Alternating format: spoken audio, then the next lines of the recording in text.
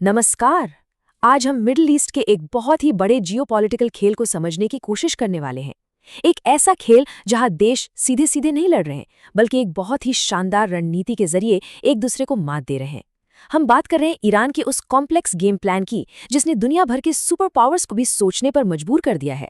तो चलिए इसमें जरा गहराई से उतरते हैं। यही यही वो सवाल है जो हर किसी के दिमाग में घूम रहा है। एक ऐसा देश जो मिलिट्री पावर में अमेरिका या इजराइल से बहुत छोटा है, वो आखिर दुनिया की बड़ी बड़ी ताकतों के सामने कैसे डटा हुआ है? इस विश्लेषण में हम इसी पहेली को परत दर परत सुलझाएंगे। ईरान की असली ताकत है क्या? देखिए, सबसे पहले ये समझना बहुत जरूरी है कि ये कोई आम जंग नहीं है। हम यहाँ टैंकों, हवाई जहाज़ों या सीधी लड़ाई की बात कर ही नहीं रहे हैं। ये एक शैडो वॉर है, यानी एक परछाई वाला युद्ध, जो सीधे टकराव से नहीं बल्कि रणनीति, इकोनॉमी और अपने सहयोगी नेटवर्क्स के जरिए लड़ा जाता है। तो इस पूरी पहेली को समझने के लिए हम इन 5 हिस्सों को एक एक करके देखेंगे। पहले हम समझेंगे कि ये युद्ध अलग कैसे है। फिर देखेंगे कि ईरान का प्रॉक्सी नेटवर्क कैसे काम करता है, वो कैसे कम खर्च में ज़्यादा नुकसान पहुंचाता है, अपनी भौगोलिक स्थिति का इस्तेमाल एक हथियार की तरह कैसे करता है, और आखिर में हम बात करेंगे युद्ध के इन नए नियमों की। तो चलिए पहले हिस्से से शुरू करते हैं और समझते हैं कि मिडिल ईस्ट में चल रहा ये संघर्ष पारंपरिक युद्धों से इतना अलग क्यों है। यहाँ पर हम 2 तरह के युद्धों के बीच का जो बुनियादी फर्क है वो साफ साफ देख सकते हैं। देखिए, एक तरफ है पारंपरिक युद्ध, जिसमें सेनाएं आमने सामने होती हैं, जहाँ बड़ी तोपें और ज्यादा सैनिक ही जीत तय करते हैं। लेकिन दूसरी तरफ है शैडो वॉर, जिसे ईरान ने अपनाया है। इसमें हथियार हैं, स्ट्रैटेजी, पैसा, टेक्नोलॉजी और सबसे बढ़कर प्रॉक्सी, यानी सहयोगी गुटों का जाल।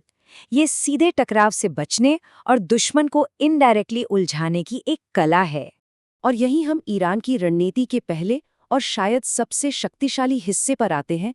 ईरान की सबसे बड़ी ताकत उसकी अपनी सेना नहीं है, बल्कि कुछ और ही है। इस रणनीति को कहते हैं नेटवर्क वॉरफेयर।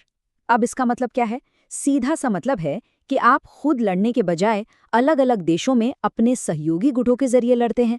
ये एक मकड़ी के जाले की तरह है, जहां हर धागा एक अलग मोर्चे पर तनाव पैदा करता है और दुश्मन एक साथ कई दिशाओं में उलझ कर रह जाता है।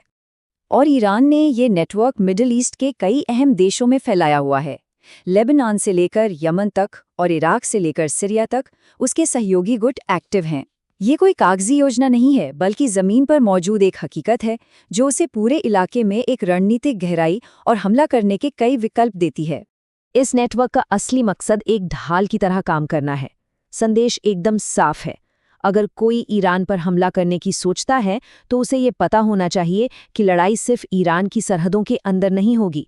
ये लड़ाई पूरे मिडिल ईस्ट में फैल जाएगी और हमलावर को एक ही वक्त पर कई जगहों पर लड़ना होगा। इससे उसकी मिलिट्री और इकोनॉमी दोनों पर जबरदस्त दबाव पड़ेगा। चलिए अगले हिस्से पर चलते हैं। अब हम ईरान की रणनीति के दूसरे प्रमुख तत्व को देखेंगे, जो आर्थिक और तकनीकी तरीके से लड़ने पर फोकस करता है, यानी स्मार्ट तरीके से लड़ना, न कि सिर्फ ताकत से। इस कॉन्सेप्ट को असिमेट्रिक वॉरफेयर कहा जाता है। सुनने में ये शब्द थोड़ा भारी लगता है ना, पर इसका मतलब बहुत सिंपल है। अगर आपका दुश्मन आपसे ज्यादा ताकतवर है, तो आप उसकी तरह नहीं लड़ते। आप उसकी ताकत से बचते हैं और उसकी कमजोरियों पर हमला करते हैं। ये डेविड बनाम गोलियात की लड़ाई है, लेकिन पूरी रणनीति के साथ। चलिए इसे एक उदाहरण से समझते हैं। एक हमला करने वाले ड्रोन को बनाने की लागत कितनी आती होगी? लगभग $25,000। ये एक बहुत ही सस्ता लेकिन काफी असरदार हथियार है। वो तो हुई हमले की लागत। अब जरा इसे रोकने की कीमत देखिए। इस एक ड्रोन को हवा में मार गिराने वाली इंटरसेप्टर मिसाइल की कीमत है लगभग $4 मिलियन। सोचिए, एक तरफ $25,000 और दूसरी तरफ $40 लाख। ये जो जमीन आसमान का फर्क है ना, यही इस पूरी रणनीति का केंद्र है। और यहीं इस रणनीति का असली लक्ष्य सामने आता है।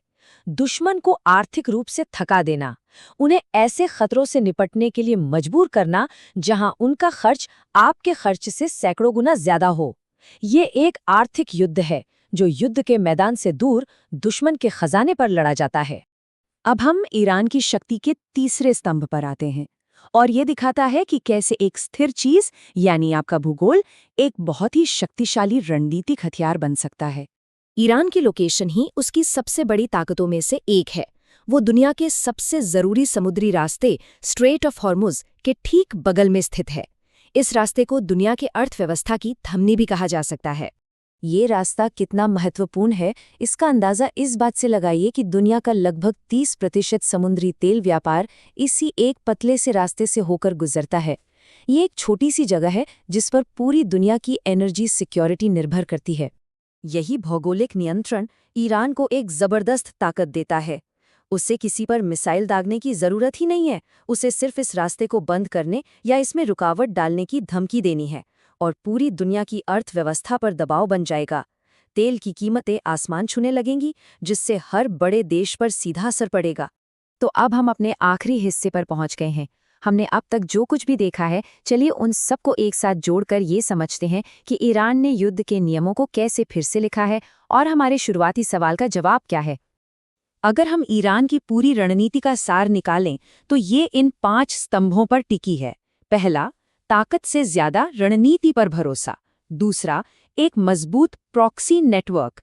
तीसरा, असममित अर्थशास्त्र का इस्तेमाल करके दुश्मन को आर्थिक रूप से कमजोर करना।